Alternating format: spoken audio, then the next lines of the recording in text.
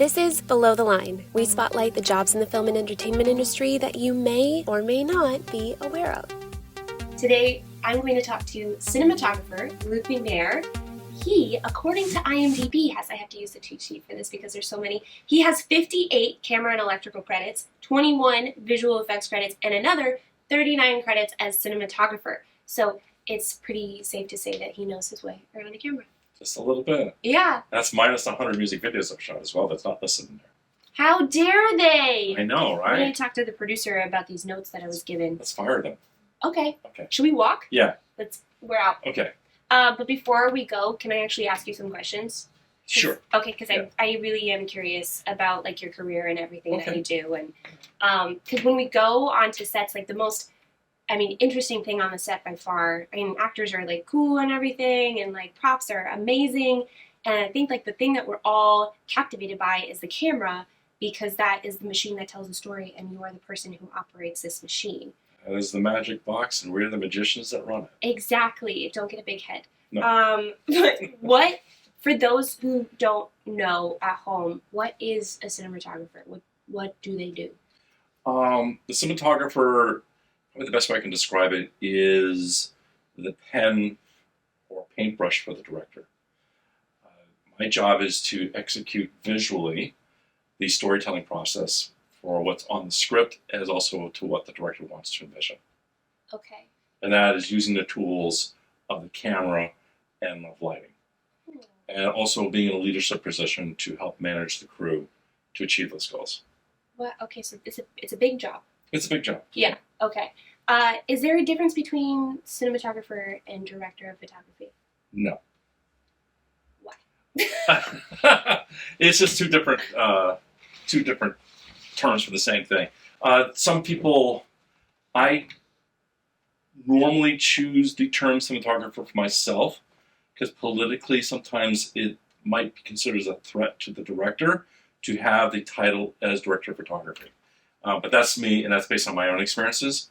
So I tend to lean towards the cinematographer title, but they are both one and the same. Did someone start some drama when you decided to go by director of photography? No, your instincts tell you. Okay. Sometimes certain people get a little threatened and with titles. Yeah. And so I've chosen to acquiesce the more elongated title and go for the cinematographer one. Look at you, so noble. Well, okay, so one of the responsibilities, you kind of already mentioned a bunch of them, but you're not only handling the camera and fulfilling the director's vision, but you're also managing an entire team of people as well. Correct. Who's on your squad? Well, people directly underneath me would be my camera assistant team, which would be a first assistant, second assistant, maybe a loader, and also a digital imaging technician these days, which is called DIT. And then there's also, in the lighting world, I would have the gaffer, who's the head lighting person, the best boy, and they're all their electrics. Yeah. And then there's the key grip and his team.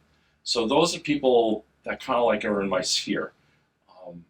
And I tend to answer then to the director, the producer, and then you got this middle management person called the first assistant director. So who kind of is like what I like to call the manager of the set. Yes. And sometimes we always have to have dialogue with each other, make sure we're all on the same page. Probably very important. Uh-huh. Yeah. It helps. And all of these people that you're managing, have you been in every single one of those shoes to get to be a director cinematographer? Did you go through each of those jobs to kind of learn hand in hand what that position is? The jobs I've had, my way of climbing up through was I was a production assistant when I first started. I've done that. That's classic. And then I'm trying to think now back in my past. I remember working in the art department briefly, helping build sets. Then I was trained as a second assistant cameraman and did that for a couple of years, then became a first assistant cameraman for 6 years. Yeah. And then I made the leap from being a first AC right into being a cinematographer, which also was in combination of being a camera operator.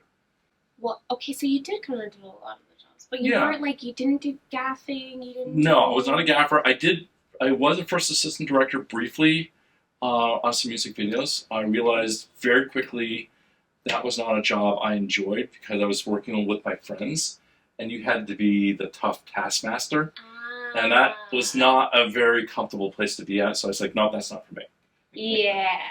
You had to go around and tell everyone, like, are you ready yet? You had to push them. Yeah, that's part of your job, is to push them to get them on schedule. Yeah. It's not an easy job. You know, I honor them for what they do. Mm-hmm. I'm just glad I don't do that. Yeah. I can understand that. So you worked your way up from a production assistant, which I've heard is just like the best job to have, like the very best first job to have in the industry. Did you have a classic education before that? I had a liberal arts college degree that I started it in the UK with an American college that had a branch out there. And I was fortunate that during my freshman year out there, I had an opportunity to hang out at the BBC for a month and get credit for it. And that was probably my formal training. I mean, I took film classes afterwards and pursued all that, but it was more the practical in the field work that I did actually while I was in college. Yeah. And I did that. I also, during my third year in college, I worked at a cable TV station and got credit for that while I was still in college.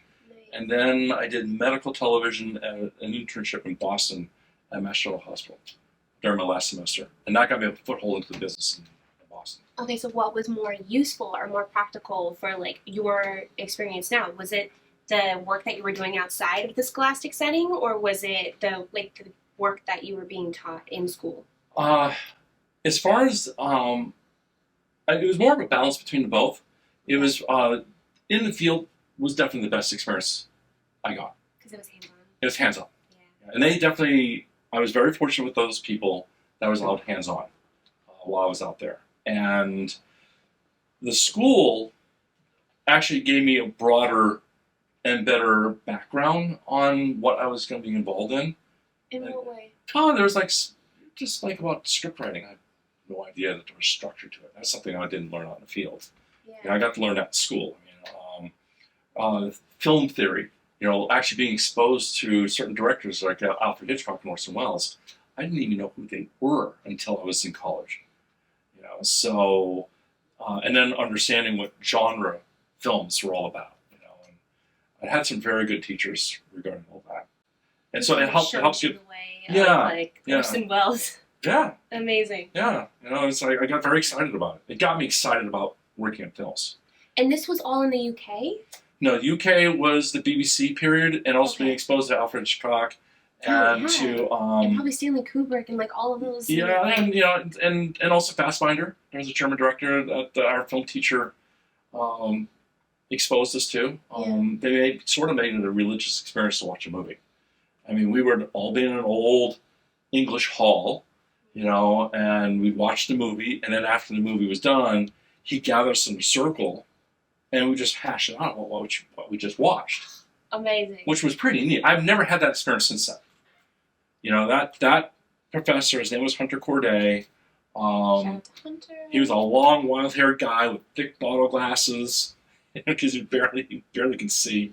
But he made it an immersive experience as far as watching films. I mean, it really helped my foundation for what I was about to get into. That's magical. Sometimes it takes that one teacher that just changes everything and opens your eyes to this world that you weren't privy to before. It's true. And that same teacher gave me the confidence to do the thing at the BBC. I had an opportunity with this whole BBC experience because I shot my mouth off at a pub 2 weeks before college started. And this guy next to me, he obviously I must have looked like an American to him. He wanted to know who I was and why I was out there. Yeah. And I just shot my mouth off. Because you had 2, 3 drinks? How many No, one beer. One beer. I don't drink much. That's what it takes. Yeah, maybe. Right. But he asked me what I wanted to be, and I explained to him, well, I'm going to get into theater. was going to get into theater directing. I was going to learn about theater and all this stuff. But I had fantasies about wanting to be in the film industry. And he says, "Oh, I know people." Like, didn't know that you know my name. You knew the college I was at. My first week of college, I get this letter, and it was a list of contacts, phone numbers. And some of it was with the BBC, you know. And so I got interviews up in London, and my teacher said, "You need to jump on this, and we'll make sure you get credit for it." Everything changed. My whole direction changed. My focus changed. You know, and that was important. Yeah. So early in the game. Have you thought about directing theater since then? Or has it, like, you found your thing? I found my thing. Yeah. Yeah. I mean, I love theater.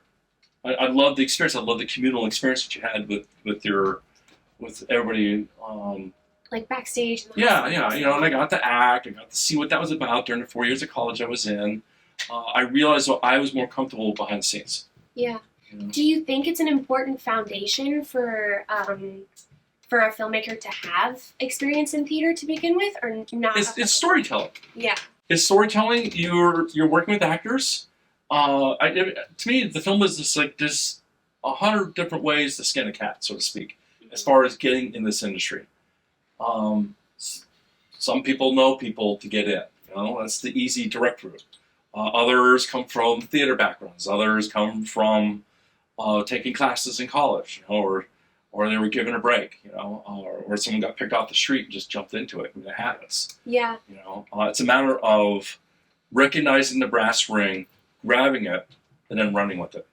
So when you, from the people that you've met around that have the same profession that you have, is your path that you've taken kind of like you hear about that happening to people a lot, or is there like, if you had to say most popular route to take? The most common route is who you know. Oh. That's the common route. But that's so disheartening for some people to hear. But that's the reality. The reality is, which is what I've learned. Yeah. It happened with me. Right? By accident, it happened at a pub. Yeah. Right? One beer. Right? It happened because the universe worked in my favor on that particular hour. Right? But my adage is who you know that's going to get you into the business. It's what you know that's going to keep you in it. True. Because just because you know someone and they got you in there, doesn't mean you're going to make it. It really depends upon your own personality, your drive, your ethics. You've probably seen a lot of people get kicked off of sets before. Not a lot, but I've seen it happen. Or just it's not kicked off, but like they're just not asked to come back. Correct. Yeah. It's a nice way of doing it. It happens. I mean, it's you're under. Think of yourself as being inside of a submarine for an extended period of time, a very intense period of time, and you're all having to work together with all your different personalities, and ethnic and racial backgrounds, and whatever you grew up with. You're bringing that as a toolkit to the table, and it may not always be the right tools. You know, and you also add 12 hours a day plus overtime on top of that, yeah, and like right, whatever conditions. Right. And you get to see what people are like under stress. Yeah. And whether they work as a team or not. You know, some people don't. You know, and there's also some people who just are not used to it. Sometimes they're used to being lone wolves. So go ahead, knock yourself out. Go and do your own thing. Yeah. But it's making a film is definitely a team effort. You know, think of it as a military operation. It's like, I mean, I've never been in the military, but what I've been told by people who have been in the military, they fit in very well in the industry because they understand the hierarchy and they understand there's a strategy and then a goal to attack, and then you go and execute it. Yeah. The other thing is to be able to improvise and adapt when being in the film industry. Just because you have it all scripted out for you doesn't mean that it's going to go the way you planned. You know, and you want to be open to those changes, or otherwise things will just fall apart. So just to go back to like when you're saying it's who you know, And I like, yes, once you're in, it's what you know. And if you can, it's like the perseverance and all of those other things that go into like the conditions that you're working in and the teamwork and everything like that. For who you know, is there, because I think that is so daunting to people that are starting off in the industry of like, oh, well, how am I supposed to know who I'm supposed to know? Is there anything that you would say to them, like recommendations for like how you get to know the people that are going to be with you in future jobs and that are you're going to be able to work with in the future? Well, it is an exotic business we're in. Mm. And we are the exotic animals that are in it that run it. Okay. So keep that in mind. Everybody else, 90% of the world, would love to do what we do. Or they think they would. No, but they can't. Yeah. And we are the dream makers. So it's becoming more accessible, especially the last 10 years. The way social media has been that route. Everybody does actually have an opportunity to be their own filmmaker. That was never like that when I got into business. It was a very, very small world to try to break into. I count myself very fortunate at the time I got into it. I think it's a lot easier now, but I think a lot of people are not always understanding protocols and how it is to work with the bigger guns. I used to lose a lot of sleep during my earlier shooting period.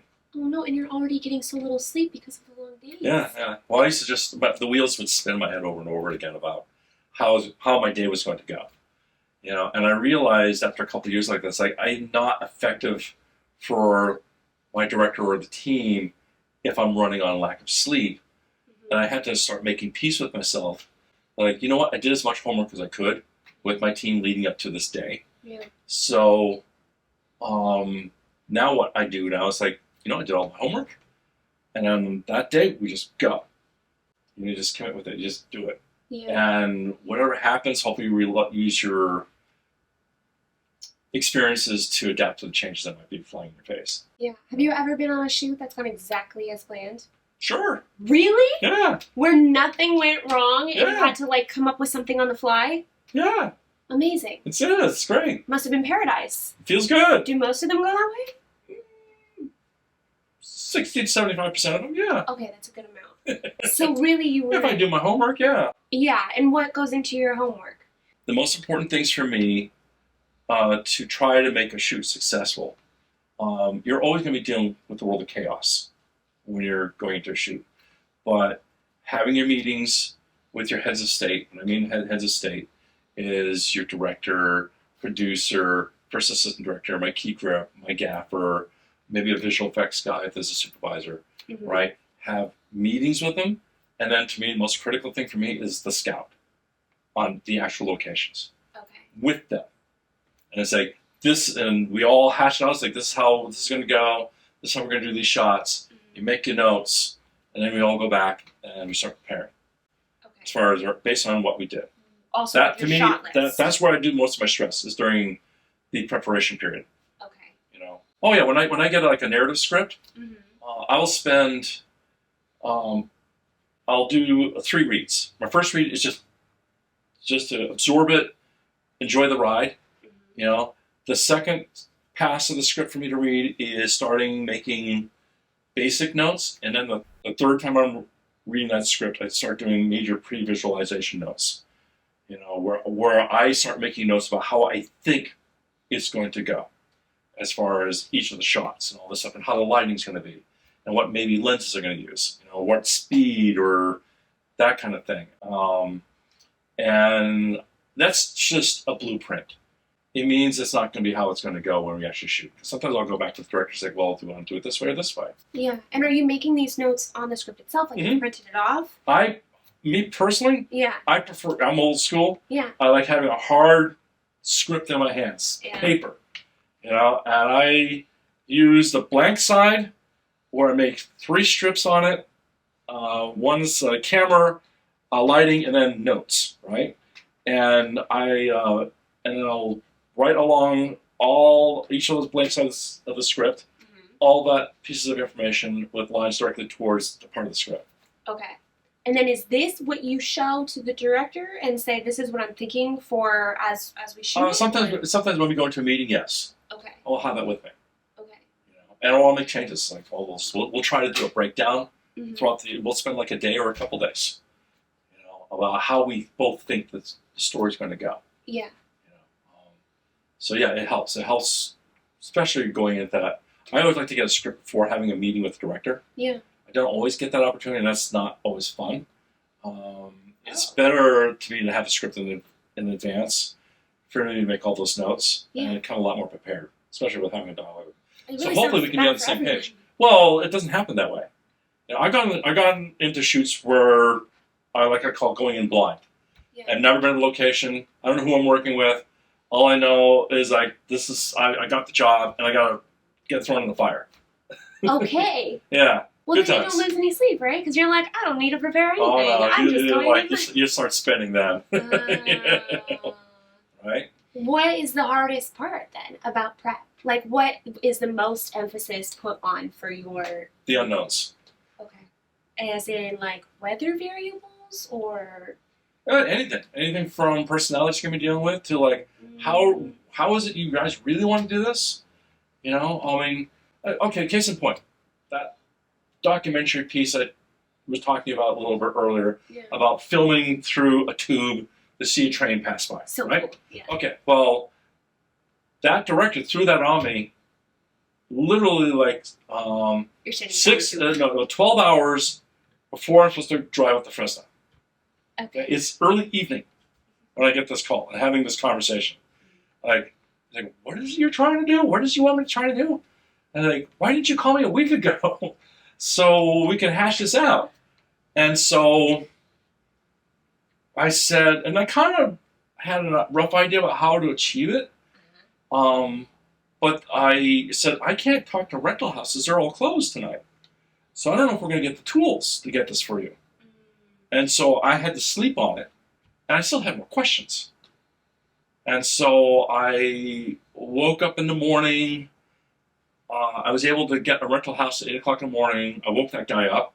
I said, hey, do you have this? Can I get it? Because I'm actually going to Fresno in a couple hours. Oh, yeah. So dialed it all in. Everything worked out, right? And I still had to make phone calls to the director as I was driving up.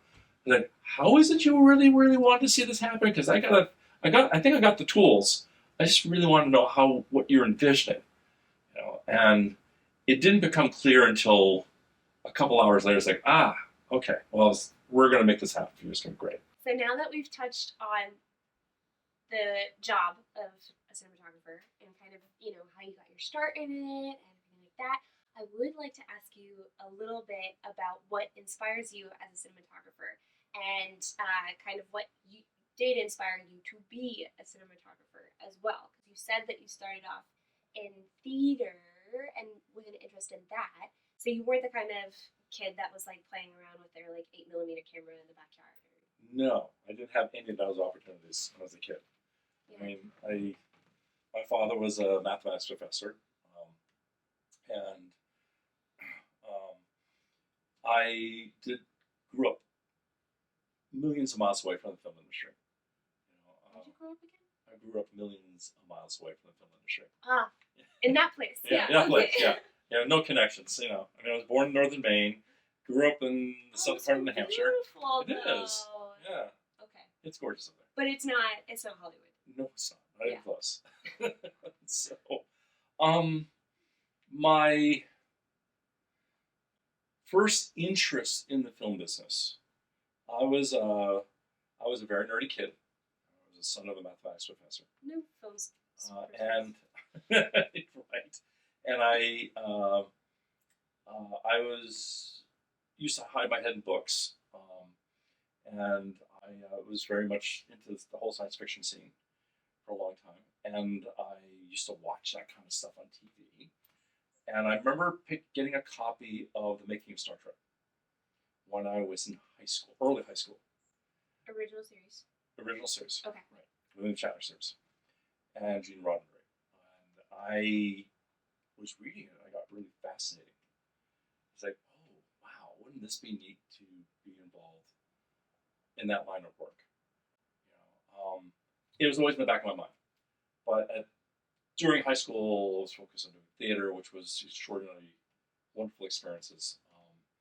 And it wasn't until I shot my mouth off at that pub in England that everything started coming together.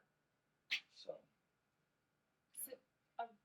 would you say that of your influences now, there's still some of that early love for sci-fi sprinkled in, or is that a little no? Always. No, my tastes in films are a lot more broad now. Mm-hmm. I mean, I love heist films.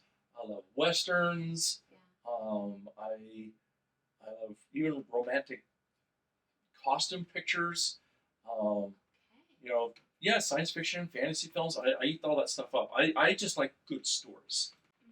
Mm-hmm. And it's be neat to actually be able to make some of those. Yeah, the good stories? Yeah, the good stories, yes. Yeah, we love those. We love good stories. Yeah. So. Do you tend to, so when you think of your early inspirations in terms of filmmaking, what films stood out to you for their cinematography?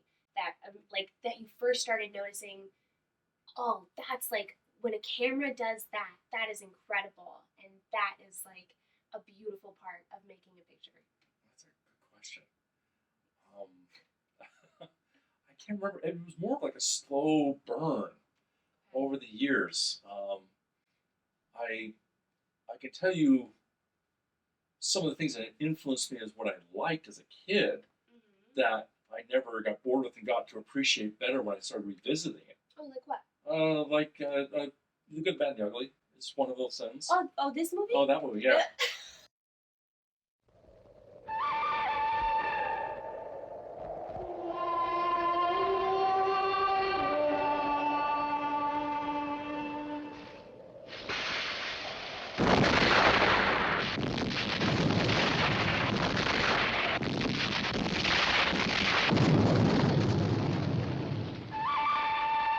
The good, the bad, the ugly. That film I saw as a kid, I loved it, but going back, I did something about 25 years ago. I started revisiting all the stuff I grew up with as a kid, and I started amassing a large DVD collection. And I started wanting to see specifically the films I started watching as a kid that I enjoyed a lot. Did it still work? And oddly enough, they did. Like, is it timeless? Timeless. They're very influential. They maybe have a great love for films and understanding the language of storytelling. That took a while. So I can't pinpoint which film did that. Yeah. It became a gradual thing where I started recognizing it more and more and more. Maybe when I started seeing Hitchcock films, or Samuel Fuller movies, which are very stylized and very visually driven. It kind of forces you to pay attention. Yeah, you start paying attention. Yeah. A lot more to about the mechanics of it. I would say Hitchcock and Samuel Fuller. Very, very much during my earlier periods of understanding movies. Yeah. And now you're revisiting all of the ones that you loved before. Oh, yeah, I still do that. And you still manage to keep up on all of the new things that are coming out now? As much as I can. Not everything. There's so much out there. But I still look at a lot of old movies. Yeah. I mean, even this past week, I've been watching a couple of stuff I never even knew existed. There was a Tyrone Power film that was kind of wild, which was about a scientist. And it's in black and white. The beginning of the movie is in black and white. I saw the titles of Technicolor. I was like, oh, I'm going to be watching a black and white print. Right? And the story is about this disenfranchised scientist, who's just kind of sick of the world. He's got fantasies about going back in the past. And he basically rented a place in England that had all the trappings of it and a diary. He got so immersed in it. He keeps having this wishful thinking process. Yeah. And then lightning strikes him. Literally? Literally strikes him. Okay. And then he falls to the ground. And his hand reaches up to the doorknob of his house. And it's in color. And when he gets up, he's in the clothes of this particular person from that diary from the past to become that person. It's this film that actually used something technically to visually tell a story and transport you. You know, and it was called I'll Never Forget You. Okay, just to let you know. In a hard copy. In a hard copy and Would you DVD. believe that? Yeah, and what happens is that this guy actually finds the same issues with humanity in his past, but he ends up falling in love with this particular lady from that period. And he realizes from the diary that he wrote that he's on a clock. He's only going to be out there for X amount of time in the past until lightning strikes him again. And he goes back into the black and white world of the modern time. Yeah, it's neat stuff. What are you looking for to shoot in the future with those kind of like inspirations that built up everything that, you know, that you've observed? I can see your movie collection. It is absolutely by far one of the most impressive walls of DVDs that I've ever seen. Using all of this knowledge that you've gained and all the things that you've watched, is there something that you've had on your list that you're still like, you know, I've always wanted to do something like this movie or like this, you know, genre? I would always like to shoot a Western. Yeah. For some reason, these days right now, I would love to be able to shoot like a spaghetti Western type of movie. Yes. That's stylized. So, the interesting thing to talk about is like, I find movies to be an education for me constantly. When I watch a movie, it's like watching three-tiered chess. I'm watching it for the storyline. I'm watching technically. I'm watching like, oh, this is kind of neat that it made me feel something as far as how they shot it or lit it. And I know throughout the course of doing this constantly, it just ends up in the back of my mind. So that when it comes for me to do a project, I can, weirdly enough, pull it out miraculously to give the director an opportunity that this could be a way to tell the story. And not to bring you down, you know, because I'm sure you've never made a mistake in your entire life. This is an example of like you saved the day with this thing. Has there ever been a situation on set where something did not go the way that it was supposed to, and it was on you, and you learned something about it? I don't know, for the kids at home that have maybe made a mistake before and want to know that it's all going to be okay. I know, it's more than once. Yeah. Yeah, you got that good in your face. It's not fun. Yeah. It's not fun. And then you just have to improvise and adapt, and hopefully your director rolls with you on it, as opposed to being crapped on and being humiliated in front of the entire crew, which I've seen happen with other cinematographers. Because the tensions are so high. It's very high. A lot of money's running on you, time, all that stuff, and sometimes your ideas just don't work. Yeah. You know, and you just stretch, tear it all out and start all over again and move fast, or not. Does that tend to happen more on, because you've done so many different types of projects, does that tend to happen more on documentaries or more on narrative? Narrative. Okay. Documentaries is very, at least with the documentaries I've been involved with, it's a lot more running gun oriented stuff. Yes, there's some stuff that's prearranged and pre-planned. The bottom line, you're just hoping your equipment works. When you're doing a documentary, to get those moments. Because you haven't tested it out in that light, in that. You just don't know. I mean, you just hope you get it. Hopefully your battery doesn't die at the appropriate. That happens. Hopefully your light bulbs don't blow. From your lighting equipment. Yeah. At that critical moment. I mean, you're just hoping. If anything, that's what you want to try to prepare for.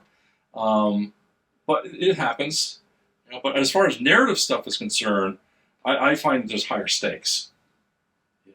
Because there's more budget involved? More budget, you got actors, you're all on payroll, and their salaries, and your salaries, and your crew, and you may not get that location the next day. Or even down the months, you might be the only time you get to shoot it.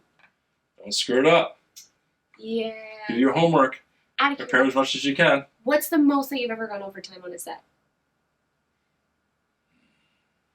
Why? Is it hard to even count? Like when it's been a long time since I've done something past 16 hours. Past 16? 16 still? Oh no, well there are my shoots. I think most of my shoots, maybe the longest has been 18 hours ever. Okay. When I was a camera assistant, though, Yeah.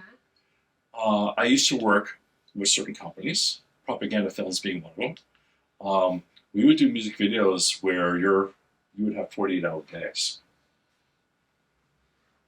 Doesn't make sense. 24-hour days and 48-hour days. Yeah.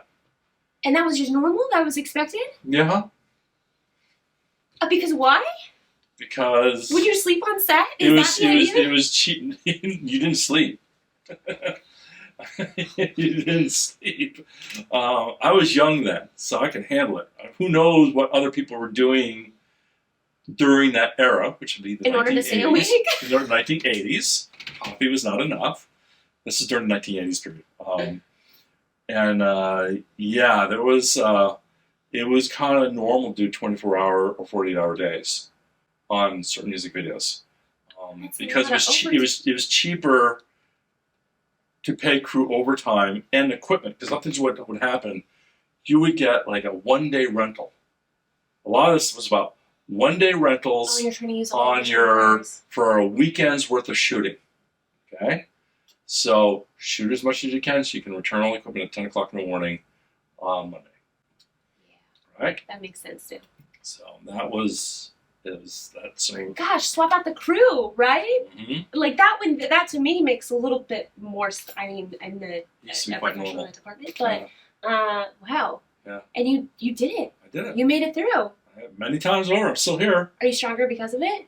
I'm tireder. You just like took a little chisel to like the years of your life. I try not to do that anymore. Yeah. It's not good.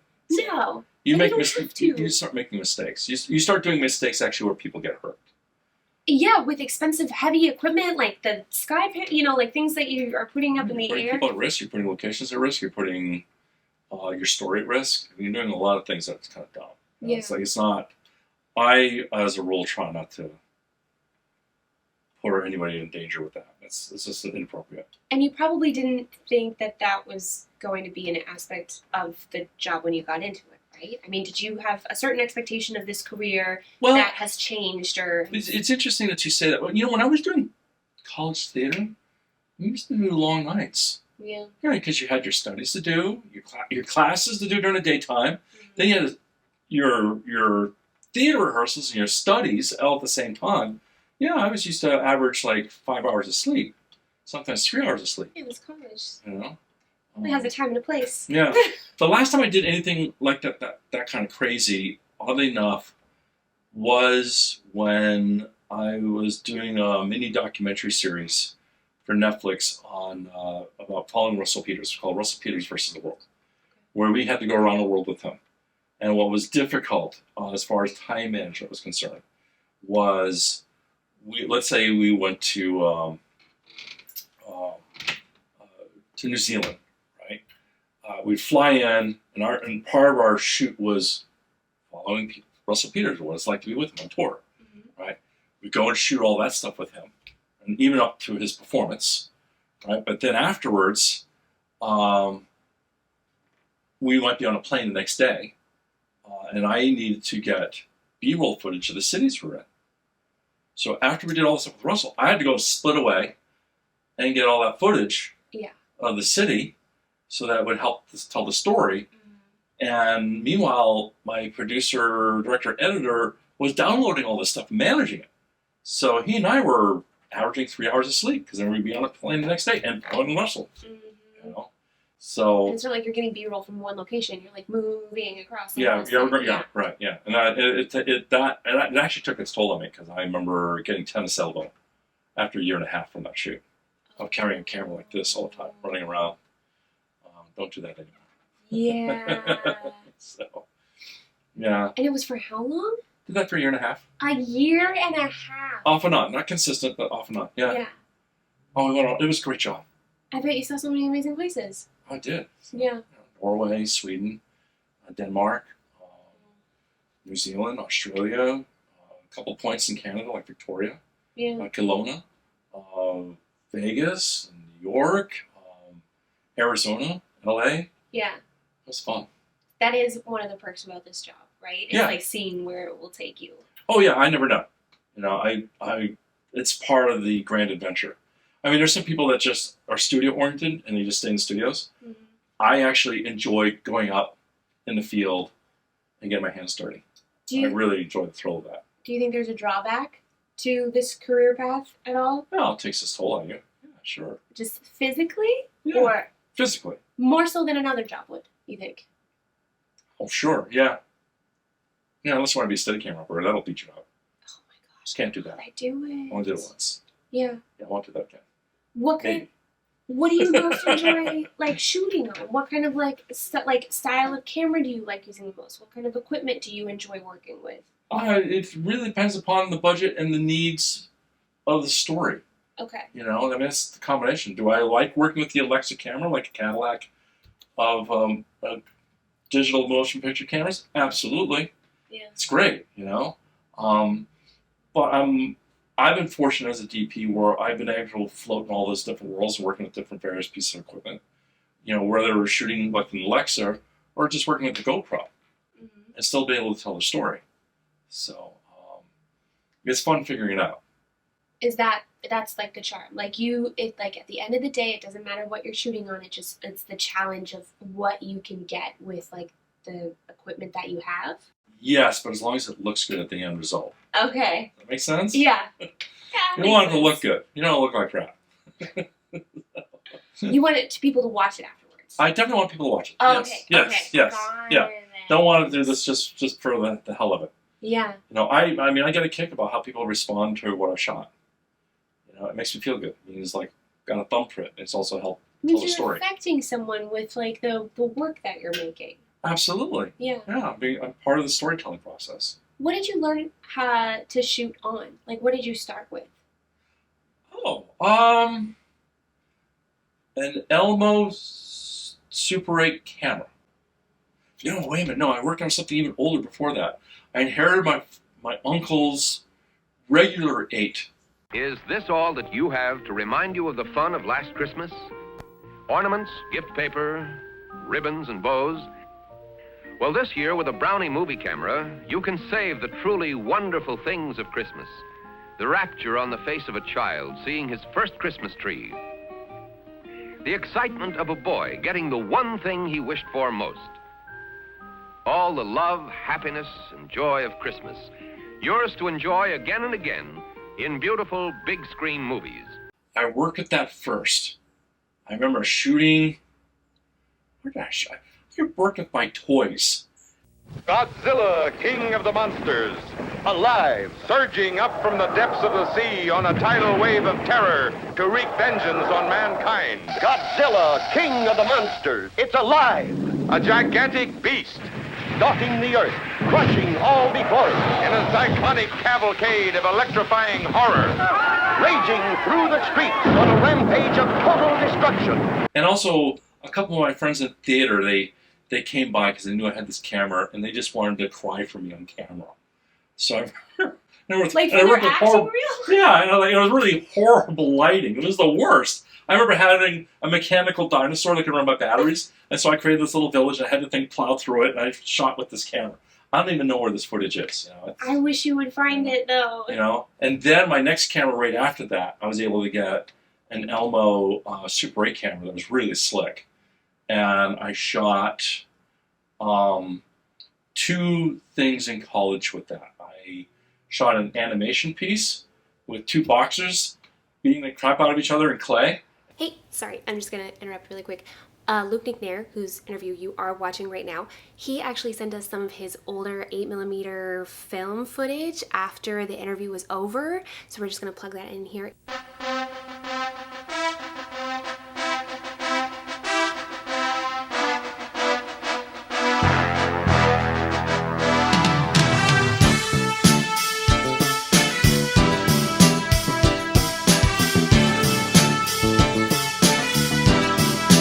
Beat themselves down to a pulp of clay. Wait, like claymation, like you Yeah, I oh did that. my Yeah, gosh! yeah, that was fun. And, That's so much work. oh, it was That's great, like harder though. than making like actors box each other, right? Yes, yeah, but it was like it was one of those opportunities where I did in the basement of the home I grew up in, Yeah. and I borrowed a couple lights from the theater and I just was like my own zen. I just was able to do this all on my own in my spare time for like about a month. Wow. Right. And he also sent us this amazing article about his college film club. Filmmaking Club Getting It Together by Adrian Kennedy. The Filmmaking Club was first organized at the college 3 years ago. The present producer and director, Luc Nicknair, took charge of the club in the spring of 1980. Nicknair, who has had previous experience working for the BBC television station in England, explained that the club was falling apart when he arrived. Quote, "There are roughly 6 people in the club now. The problem is they want to work independently. What is the use of a club if this is the case?" End quote. The club is geared generally for doing silent movies because the club does not have adequate facilities to incorporate sound, but they do have 4 Super 8 cameras, 3 editors, and their own copy stand. The Filmmaking Club has produced 2 major films, Man Without a Cane and Spring Weekend '81. The members are now working on clay animation, better known as stop-action motion. Then the next thing, because there was a film club at my college, we had what used to be a very big event that was known in New England about these big raft, canoe, and tube races that happened during springtime. We're talking like thousands of people from all over would descend into our town, start at the covered bridge, and have these giant rafts of all different ilks. Oh, right? And it became this big drinking rock and roll fest, right? Cool. And so I organized with our film group at our college, and we just pulled out our Super 8 cameras and we covered it. And we shot this half-hour piece, and we put it all together, and we showed it at our theater with. It's like the Woodstock of inner tubing. Yes, it was. Cool. and I used the music from the Police to as a track over they it. gave you their rights. That's amazing. No, they did not. I know. You know, and they oddly enough, representatives from Budweiser were there to watch it, and they loved it. Yeah. They loved it. So it was neat. That's so cool. Yeah, it was. So you know what you were destined to do. Uh-huh. It was there. It was there. Yeah. Yeah. These are kind of quiz-like questions. Okay. So, if you had to light a movie but you only had access to 5 lights, what would those 5 lights be? Wow. It all depends upon the storyline. That's a hard question to ask. Okay. It's like what it's like. There's been lighting. I have to bring this up because there was a period in my union they would have lighting workshops, and the first thing they have a set, right? And the cinematographer is like, "Okay, light the set." And the cinematographer's like, "Well, what's going on here? I need to know. I need to know what's happening in the scene, so I can light appropriately to help with the mood of what's happening with the action."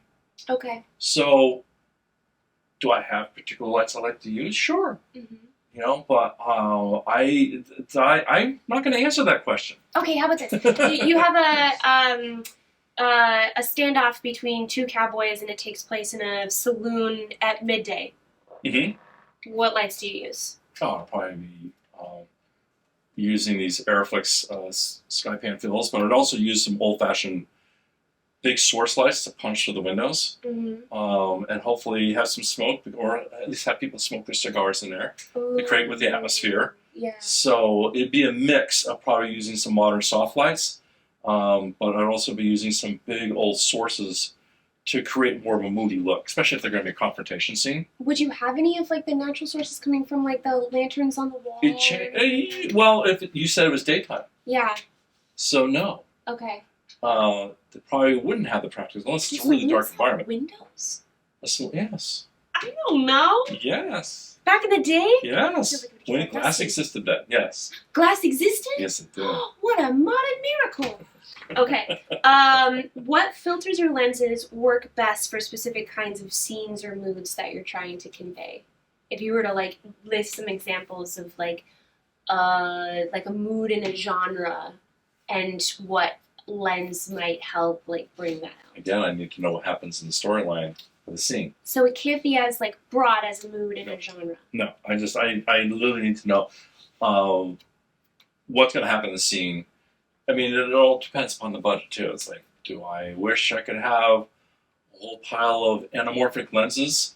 You know? Do you? I don't know. No, I know. It'd be great. You know, but that may not necessarily be appropriate for an intimate interior storyline movie. You know, like why do you want to shoot that? Because you're never going to be able to take advantage of the anamorphic. You know, to me, it's more like trying to do something expensive for outside. So, On average, how many lenses do you need for to shoot a movie in general? my preference is to have a whole set of primes. Mm-hmm.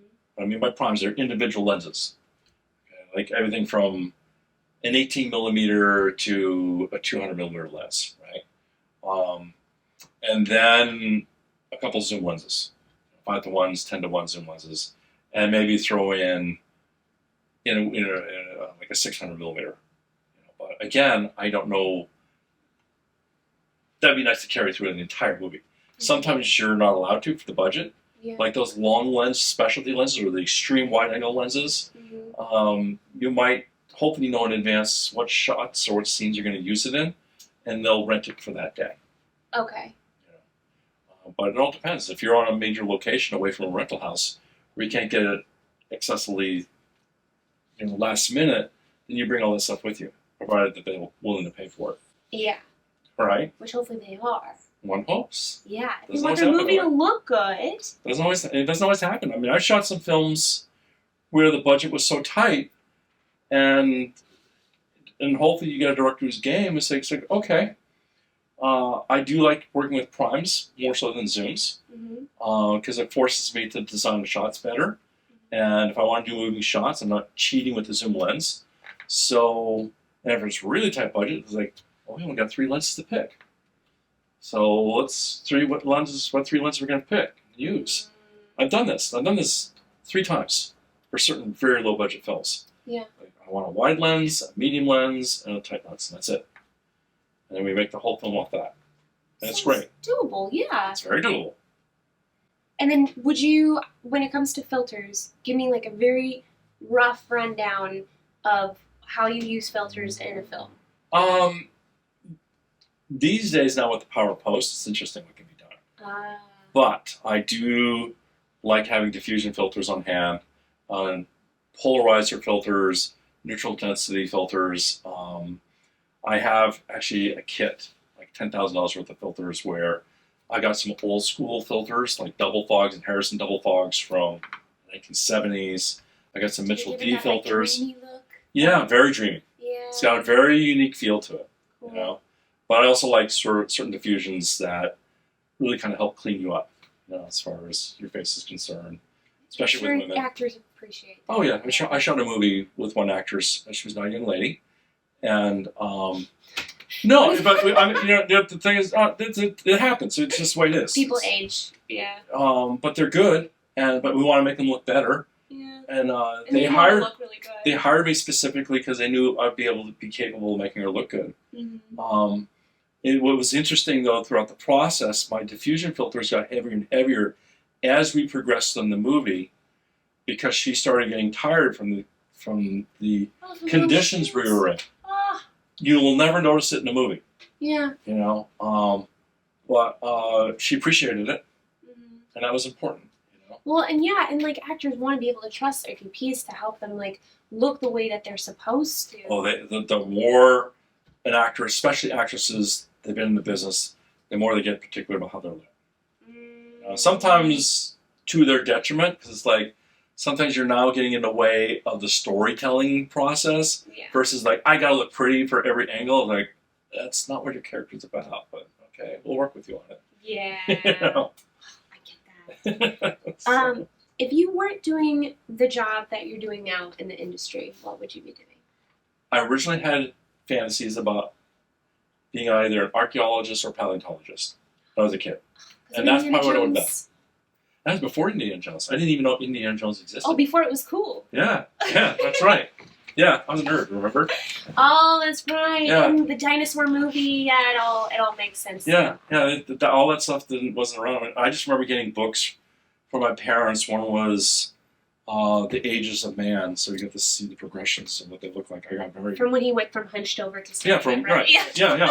I like that book. And then I got a book on dinosaurs, and it's like, oh, wow. And then I started going to the library Yeah. and pulling up books about that. And it was a possible path for me. I mean, maybe that's where the intersection of you wanting to do a Western and the paleontology could come together, because you could cross those together It happened. have a good Western. So I have 6 questions for you. You do. And they are about what is inspiring you right now, what you are currently watching, what are you like absorbing, enjoying, all of those things. What are you watching right now? Favorite films, TV, tell us. Okay, I just finished indulging myself watching Money Heist. I got obsessed. Quiero proponerte un negocio. Un atraco singular. Porque no vamos a robar el dinero de nadie. ¿Qué vamos a robar?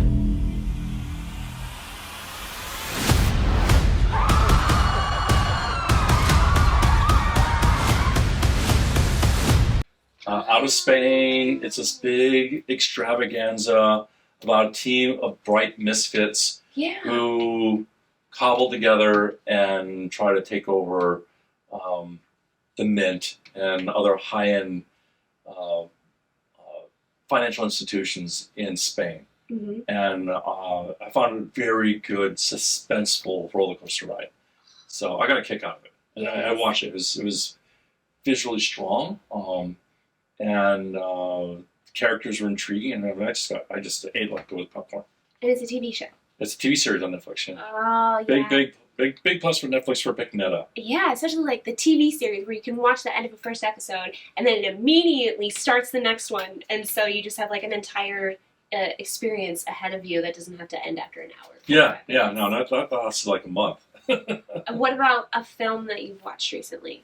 That's not one of the old classics. I just watched Day Shift. What's on the agenda today? Close your eyes, my son. My eyes are closed. Like every day. What are you doing in my room? Hunting vampires. Fun. Also on Netflix. Yeah, it was Yeah. fun. I just decided to like, only because soundtrack's I work with Snoop. Yeah. So I just wanted to see what he was up to. It's like, I was seeing the billboards, and then I saw the trailer. It's like, this looks like goofy fun. Yeah. And it was. It was stylized, a little convoluted, but you had to.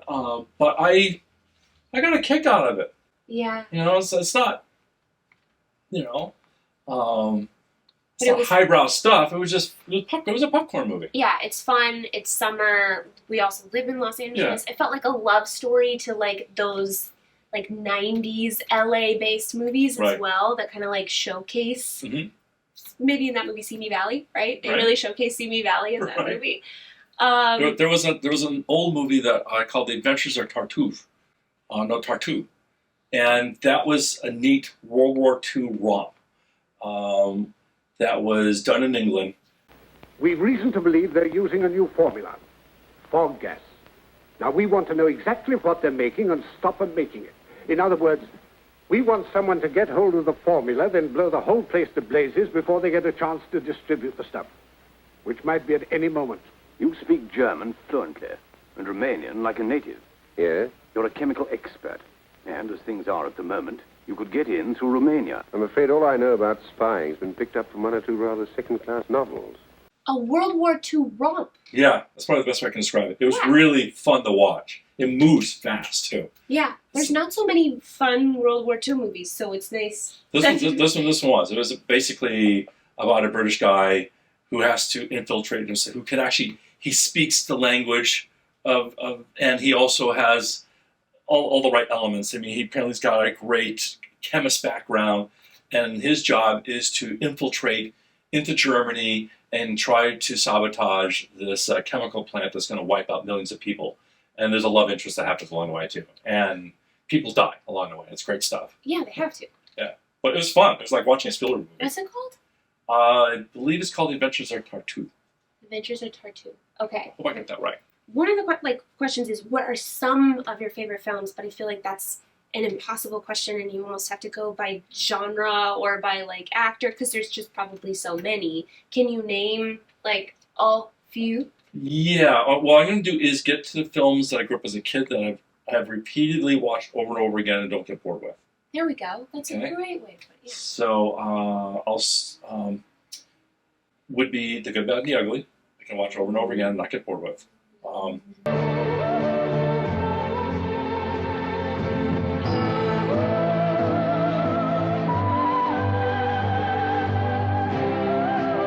The Shadow of a Doubt, which is a Hitchcock film. Oh, yes. And it was his favorite film, too. There's a man loose in this country. We're after him. This man we want may be your uncle. I don't believe you. Because if he's the guy, I'm going to catch up with him, Charlie. Remember that. And you're going to keep your mouth shut.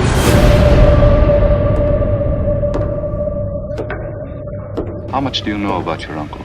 And I think it was his favorite filmmaking experience. But that's with Joseph Cotten, and he is the hunted man called the Widowmaker, but his way of escaping is going back and hanging out with his sister's family Yes. in a small town America. And it's great stuff. And his relationship with his niece or Yeah, something. yeah, it's dark. Yeah. It's great stuff. I mean, and the more, every time I watch it, I get something else out of it. And there's subtle stuff that's like, oh, was there an incestuous relationship between Joseph Cotten and his sister? Is this why he's bent? And it's like, it's neat stuff. You know? Yeah. It's just something you can, like, another little layer of the wrapping that Right. you can take off every Right. single time. right. And then there was a movie that I didn't know, a famous cinematographer named Jack Cardiff, who was one of the gods of cinematography in England. He directed a movie that I always loved as a kid. I still watch it and never get bored with it, called The Long Ships. The long ships and the tall men, searching, slaughtering for the fabled, fabulous Golden Bell, the mother of voices. No prize was more treasured, more blood-stained than the Bell of Byzantium, that held half the gold in all the world in one piece. For the last day, Grossman. Where is the bell? I don't know. And that's with Richard Widmark. And it's about this Viking who steals a ship, a funeral ship, to try to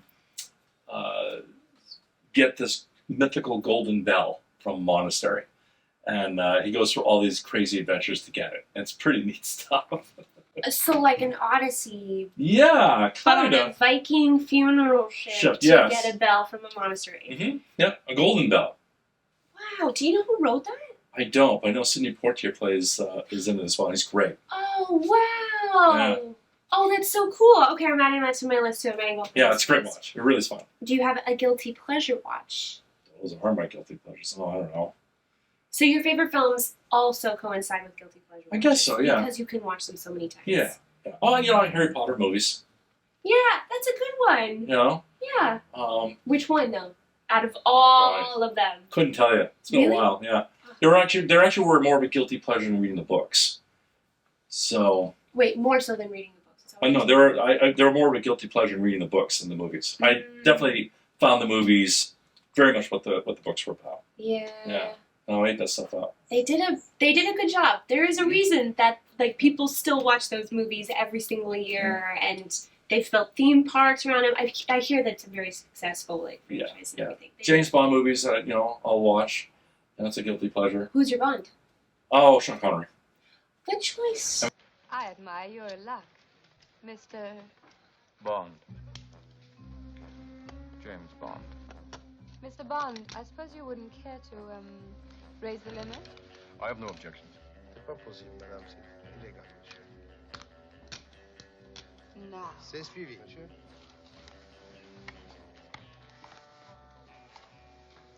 Looks like you're out to get me.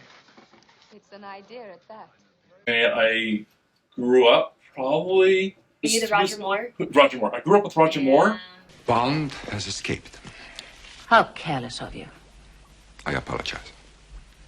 Oh, by the way, Kamal, I'd like you to meet my new house guest. An old friend of the family, you might say. How lovely. You have a nasty habit of surviving. Oh, you know what they say about the fittest? Well, I found Sean Connery still be the ultimate Bond. I mean, yeah, he carved the path. If you could cast the new Bond, not like all other choices aside that they've already like thrown up in the air, if you just had your pick of the litter, who would it be? I haven't followed that lately. Sorry. That's okay. And it's not fun that you're not just throwing out a blind answer, but Yeah, if you want to think it through first. What did you like to watch as a kid, and how did those tastes develop you as an industry professional now? You said Star Trek, right? Star Trek? Okay. I can't change the laws of physics. I've got to have 30 minutes. TV series, Lost in Space. It lowers my thermal balance to a point where all senses perform at optimum efficiency. Be still, you babbling bird brain. No one is interested in your state of health. Space 1999.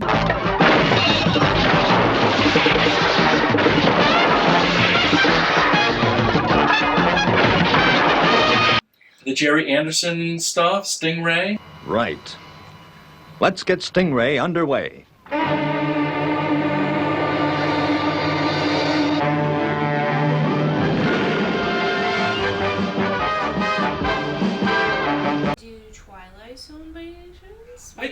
I did watch Twilight Zone. Eagle Point's just ahead. Eagle Point? Turn right. Be careful.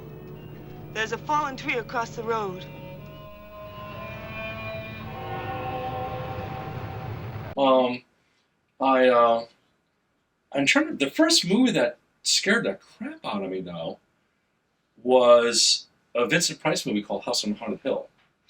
Yes. That. It's brilliant. Yeah, it's neat that the exteriors of the home, is here in LA.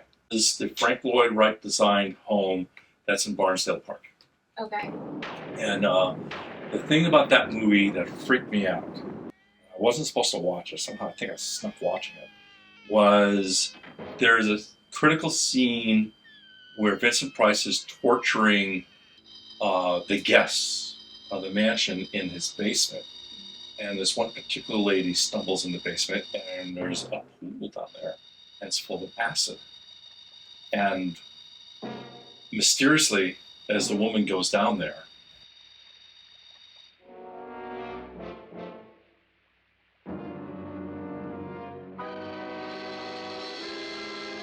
this skeleton comes rising out of it and then starts going to the woman. She starts freaking out and she turns around and the skeleton all it does is walks towards her and she literally falls into the acid pool.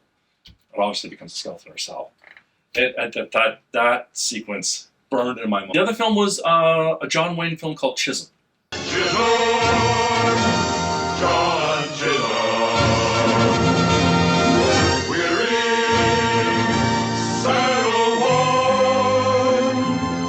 They say that you can't make it. Will you hark to what they've said, or will you move your beeves from Texas across the River Red? They're betting you can't make it, but you bet your life they're wrong. Oh, I don't know. That had a strong impact on me. Okay. I saw that film at an old town hall in Ware, New Hampshire, with a group of other kids. It was a Western, right? And it was my first John Wayne film I'd ever seen. And there's a climatic scene at the end of the film where there's sort of a fist fight on the second story of a building, and there's a cattle run that comes rushing through, and this fist fight still happens, and there's a steer horn that's outside of the building, right? Well, the bad guy gets knocked out, and he falls onto the steer horn, and it's punctured through him. And as a kid, it was not censored. It was blood and gore. I freaked seeing that. I can have nightmares. What an absurd thing to have nightmares about, but I have nightmares about that horn stabbing me through the abdomen. Yeah, it's neat. Okay, sleep well, everyone, tonight. In your opinion, what makes a good movie or a show? A good story. Oh, a good story that can create an emotional pull out of you when you're engaged in it, where it can transport you, and you feel something. That's a good movie. That is a good movie. I agree. Why? Wow. Well, I guess we can all go home now because that was That was the end of that. Except we do have one more question. Sure. So now you have to end this question just as romantically as you ended that one. Who inspires you? Just in general. I'm going to say my mentor was the first cameraman that I met when I was at the BBC. His name is Mike Sutton. He's the one who, Hunter Corday was the professor, the long-haired wild guy. He's the one who definitely gave me the confidence to go and do what I needed to do. But to actually be taken under the wing by this cameraman during my time period at the BBC, maybe that's why I wanted to become a cameraman, because of what he did. And then it made it all feel that it was okay to go and do it and pursue it. And then you did. I did. And now we are here. We are here. Telling stories. That's what we're doing. Okay. And that is a wrap. Where can we find you on the wide world of the interweb?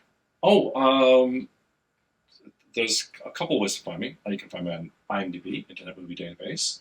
I love that. You can find me on my own website, which is www.lucnicknair.com. That's LUCNICKNAIR.com. I also have 3 Instagram sites. One is under my name, Luc Nicknair. The second one is Bordello Bandits. The other one is Wild West Yonder, which is photographic projects I've been involved with the last couple of years.